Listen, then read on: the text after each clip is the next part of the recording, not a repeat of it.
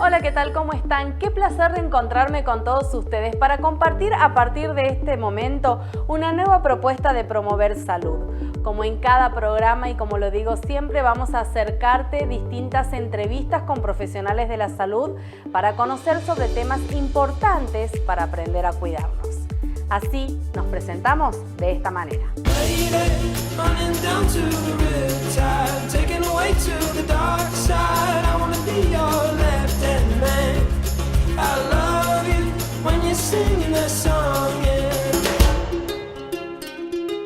Y en esta primera parte vamos a compartir una entrevista con la doctora Ana Belén Arias. Ella es médica dermatóloga y vamos a hablar de los lunares y cómo cuidarnos. ¿Qué tenemos que tener en cuenta cuando nos damos cuenta? ¿Hay tendencia a tener lunares genéticamente hablando? Bueno, te cuento qué son los lunares para empezar. Son proliferaciones de células que son las células que producen el pigmento en nuestra piel, o sea, los melanocitos. Los lunares pueden estar presentes desde el nacimiento o ir apareciendo a lo largo de la vida, principalmente en la niñez y en la adolescencia. ¿Cuándo nos tienen que llamar la atención los lunares?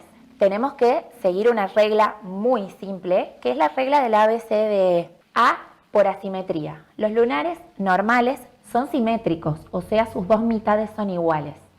Si presentan alguna asimetría, tiene que representar para nosotros un signo de alarma y consultar. La B, los bordes de los lunares tienen que ser regulares. Si presentan irregularidad o el borde es difuso o es un bordecito dentado, bueno, también nos debe llamar la atención. La C, el color. El color tiene que ser uniforme. Si un lunar presenta distintos tonos de colores, es un lunar para consultar. La D es el diámetro. Todo lunar mayor de 6 milímetros tiene que ser controlado. Y por último la E, que es la evolución, que tenga algún cambio a lo largo del tiempo, que un lunar crezca, cambie de color, cambie su forma o empiece a presentar algún síntoma como picazón, dolor, sangrado, es un lunar que nos debe llamar la atención. Doctora, a veces los lunares generalmente son marrones, pero a veces hay lunares rojos o que tienen otros colores. ¿Es por algún motivo? ¿Debe alertarnos? Siempre que tenga alguna de las características que he dicho anteriormente, deberíamos consultar. Pero sí, hay muchas lesiones que por ahí son parecidas a un lunar y no son lunares. Vos te referís a esos lunares rojitos, son hemangiomas o nevos rubí. También tenemos queratosis seborreica, manchas solares, léntigos, que pueden confundir con lunares y no lo son. Entonces, los dermatólogos, para diagnosticar este tipo de lesiones, nos valemos de algunas herramientas como el dermatoscopio, o también podemos hacer el mapeo digital de lunares en caso de que sea necesario. ¿Las pecas son lunares? Las pecas no son lunares, son acúmulos de pigmento. ¿Tienen que tener algún tipo de preocupación o generar alguna situación de preocupación la aparición de pecas? Tiene que ver con el daño solar. Y el daño solar también puede condicionar que algunos lunares, que son buenos, empiecen a cambiar de características. Entonces, protegernos del sol, evitar el uso de camas solares, el uso del protector solar todo el año, y con eso nos protegemos de sufrir daño solar, pigmentarnos con pecas, melasma, y que los lunares que tenemos cambien sus características o aparezcan nuevos lunares que nos puedan llamar la atención. Y esos lunares que llaman la atención y que tienen una consulta dermatológica con el especialista, ¿cómo se evalúan? ¿Cuáles son los tratamientos que se siguen? Todos deberíamos tener un control dermatológico al menos una vez al año. Ahora, paciente que presente lunares atípicos o que tenga antecedentes, lo llamamos a control un poco más seguido. Si detectamos alguna lesión sospechosa y que sea necesario sacarla, esa lesión se opera y se envía a biopsia para constatar qué tipo de lesión es, si es maligna o benigna y los márgenes de la lesión. Esa eliminación o extirpación, ¿cómo se realiza? ¿Es local? En general, cuando son lesiones pequeñas, es local, es un procedimiento completamente ambulatorio, con anestesia local y con una recuperación muy rápida. Una vez que se elimina un lunar, ¿puede volver a salir? Puede volver a salir en caso de que no haya sido eliminado de manera completa. En caso de que estén comprometidos los márgenes, hay persistencia de la lesión y la lesión puede volver a aparecer con el tiempo. Hoy en día, ¿hay estadísticas para determinar en porcentajes cuántos lunares se vuelven peligrosos o se deben operar en relación a los que no? Consideramos que hay más riesgo de malignización de algunas lesiones cuando una persona tiene más de 50 lunares. Ojo con esto, son pacientes candidatos a mapeo corporal y pacientes que tengan antecedentes personales o familiares de melanoma tienen mucha más probabilidad de sufrir un melanoma, de sufrir una transformación maligna de alguno de sus lunares o que aparezca sin lesión previa un melanoma. Estas personas tienen que tener especial cuidado y consultar con el dermatólogo. Mujeres, niños, hombres, ¿hay alguna tendencia? En general, los cánceres de piel aparecen en personas mayores porque el daño solar es acumulativo, lo vamos acumulando a lo largo de toda nuestra vida y nuestra piel va recibiendo esas radiaciones y va mutando el ADN, entonces empiezan a aparecer las lesiones malignas, pero en general es en personas mayores. Obviamente, si sos joven y tenés alguna lesión que evoluciona con el tiempo, no se cura, bueno, consultar es lo ideal. Bien, doctora, por último, para esa persona que está del otro lado y ha estado escuchando nuestra entrevista, ¿cuál sería la recomendación en general? Control dermatológico una vez al año, el uso del protector solar que sea de amplio espectro, por lo menos factor 50, renovar el protector solar cada 2-3 horas, más seguido en el verano, cuando nos metemos a la pileta, transpiramos, evitar la exposición al sol entre las 10 y 16 horas y hidratarnos, utilizar sombrero en verano, anteojos de sol, todo lo que pueda reforzar la fotoprotección. Bien, muchísimas gracias por habernos acompañado una vez más y seguramente estaremos con otros temas que también a veces surgen de las inquietudes de nuestros televidentes, doctora. Bien. Ahora sí, la invito a que nos acompañe y en esta pausa vamos a compartir curiosidades, vamos a aprender cosas nuevas vinculadas a la salud. Salud y cuerpo humano. ¿Sabías que tu cerebro consume hasta el 20% de la energía que usas cada día, aunque solo pesa el 2% de tu cuerpo?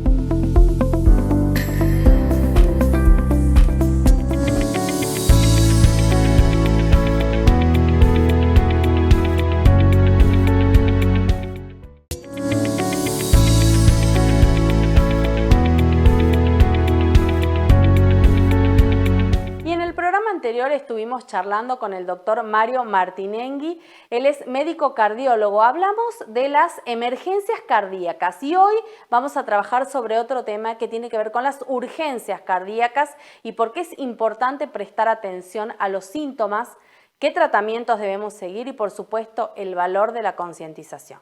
Bueno, doctor, la semana pasada hablamos de emergencias, esta vez vamos a hablar de las urgencias. Y dentro de las urgencias cardiovasculares existe una que comúnmente es llamada crisis hipertensiva y que en realidad se trata de episodios de hipertensión arterial severa que no son una emergencia, o sea, no deben ser tratados en forma agresiva con medicación intravenosa, sino simplemente debe ser controlado el paciente, evaluar a través del interrogatorio si existen ingesta de fármacos, como los antiinflamatorios comunes, ibuprofeno, diclofenac, meloxicam, que son de uso frecuente, que son potentes inhibidores de sustancias que son vasodilatadoras y que además bloquean los efectos antihipertensivos si algún paciente es un hipertenso que está tomando medicación. Ese paciente debe ser tratado para resolver su situación en 24 o 48 horas y que vaya a un cardiólogo o vuelva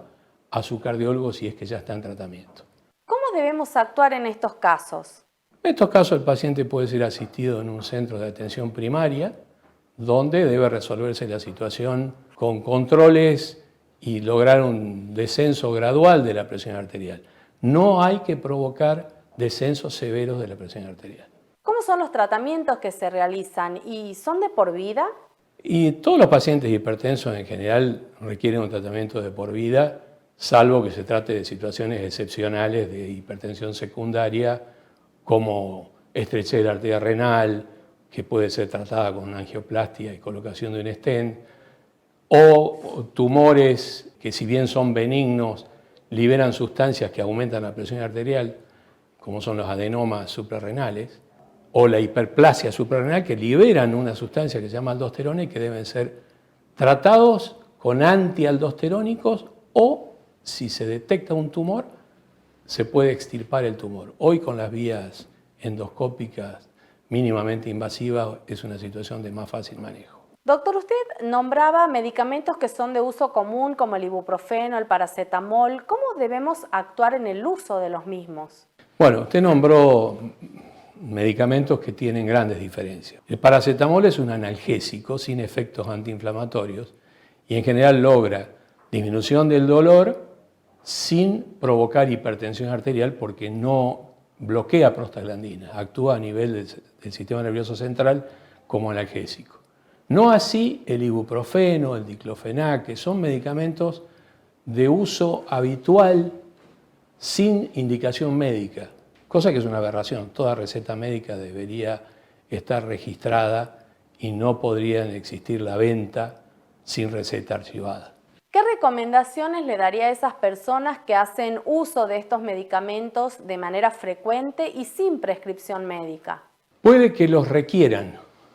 Es una vía bastante excepcional, pero puede que requieran la ingesta de antiinflamatorios en forma crónica. Tienen que consultarlo con su médico tratante porque puede manejarse su hipertensión arterial con una combinación de fármacos en los cuales, pese a los antiinflamatorios, puede haber control de la presión arterial. Si el paciente no es un hipertenso previo, debería evitar tomar antiinflamatorios. Por último, doctor, para mantener una vida equilibrada, ¿cuál sería la recomendación para esa persona que nos está viendo en este momento en cuanto a hábitos saludables?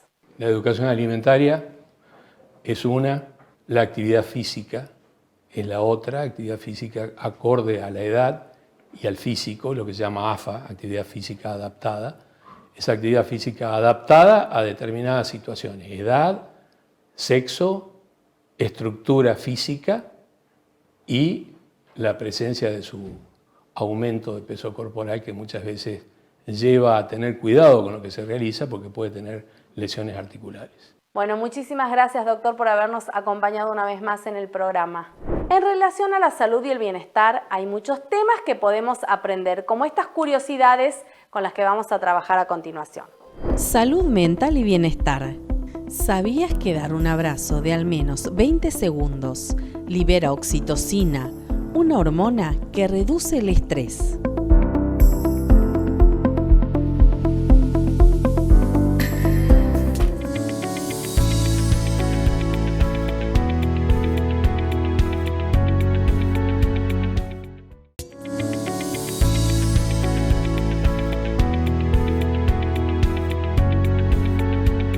Cada vez es más frecuente ver a los más pequeños expuestos a pantallas y a tecnología. Por eso vamos a hablar sobre este tema con la doctora María Gabriela Salomón. Ella es médica pediatra que nos brinda estos consejos. Muchas gracias por la invitación. Encantada de estar acá. Bueno, Gaby, contanos un poco qué es esto de la exposición a pantallas.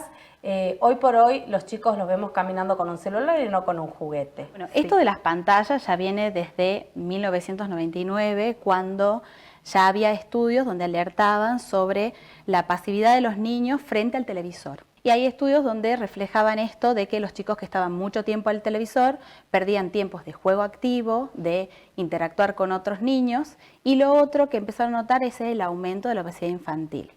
De ahí hicieron intervenciones, pero después vino la gran pandemia, y cuando vino la gran pandemia, en ese momento donde todos estábamos encerrados, hubo mucho consumo de las pantallas, hubo mucho consumo no tan solo de la pantalla del celular con el escroleo, de tablets, de computadoras, de videojuegos, y se vio que los chicos que tenían una cierta cantidad de consumo de pantallas antes de la pandemia, la triplicaron, y el problema fue que en la pospandemia ese valor no volvió al basal. Y en esta nueva manera de crear hijos en esta era digital con el tema de las pantallas, cuando se levantó la pandemia, los chicos que recibimos en el aula fueron chicos con déficit de atención, con problemas de lenguaje, con trastornos cognitivos, y las primeras intervenciones que se empezaron a hacer fueron esto de quitar la pantalla. Y ahí cuando se quitó la pantalla fue otro momento, porque los chicos tenían poca tolerancia a la frustración, estaban como muy adictivos a las pantallas,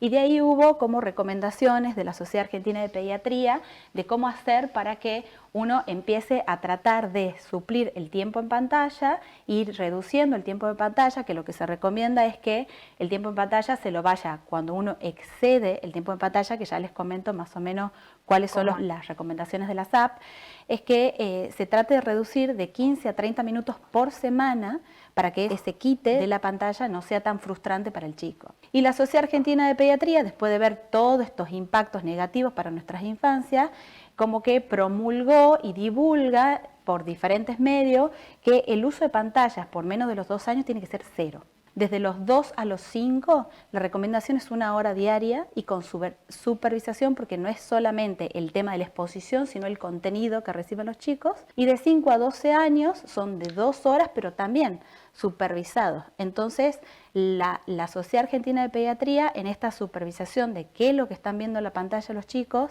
siempre recomienda a los padres que si están utilizando el celular, que lo utilicen en el comedor, en la cocina, donde haya alguien que esté escuchando qué está viendo, qué está escuchando el chico. Recomiendan usos de ver en el celular cuánto tiempo de exposición a la pantalla estuvo. Hay apps que también regulan un poco el tiempo, digamos. Por ahí tenemos un niño preadolescente, digamos, y queremos saber cuánto está. Filtrar. Entonces, para control del contenido, para control de la exposición de las pantallas, y esto es todo porque la cantidad de chicos que hubieron después de la pandemia por la alta exposición a la pantalla con trastornos en lo que respecta el lenguaje, la comunicación, la atención, fue impresionante. Entonces se empezaron a levantar todas las manos a decir cómo estamos interviniendo, cómo estamos acompañando a las infancias, y la recomendación es esto: regular el tiempo de la exposición, regular el contenido en las pantallas y acompañar a los chicos y ir supliendo este tiempo de pantalla con otras cosas, suplir el tiempo con juegos, con interacciones, con deporte, simplemente con la interacción de otro niño. ¿La visión también se ve afectada con la exposición de pantallas? También se ve afectada, y hay una regla que son de los 2-2, que cada 20 minutos hay que hacer un descanso de los ojos, digamos, para que los chicos puedan lubricar y para que no se les irrite. Y también con este descanso previene la miopía, que es la principal complicación por tanto tiempo de exposición cercana a la pantalla. ¿Con quién es más difícil trabajar? ¿Con los padres o con los niños? Y es la mitad y mitad. Hoy por hoy, digamos, estamos nosotros criando en una era digital donde todo el tiempo el chico también nos ve con nosotros. O sea, yo, imagínate, pediatra, tengo un mensajito de alguna mamá todo el tiempo por alguna situación, y a mí mi hijo me ve con el celular. Entonces, que el principal ejemplo somos nosotros para ellos, y después también, digamos, tratar de nosotros entender esa situación de ellos y tratar de intervenirla con mucha paciencia. Porque no es que ellos sean malos por pedirlo a celular, sino porque es como algo muy adictivo para ellos, les genera mucho. Imagínate, ellos tienen una frustración, ven algo que los estimula y quieren más, y quieren más, y quieren más. Entonces, comprender eso, digamos, nos va a ayudar a nosotros a intervenir en eso y tratar de ir destetándolo de a poco e ir ofreciéndoles otras cosas para que ellos puedan aprender a entretenerse en esos momentos de aburrimiento con otras cosas que sean más saludables. Muchísimas gracias, doctora, por No, habernos por favor, un acompañado. gusto. Muchas gracias por la invitación. Llegó el momento de despedirnos. Muchas gracias por habernos acompañado en este programa de Promover Salud, y como siempre nos vamos a reencontrar la próxima semana, en 7 días, el sábado a partir de las 16:30 horas, por aquí, por la pantalla de América Tucumán y Canal 5. Espero que tengan una excelente semana. Hasta la próxima.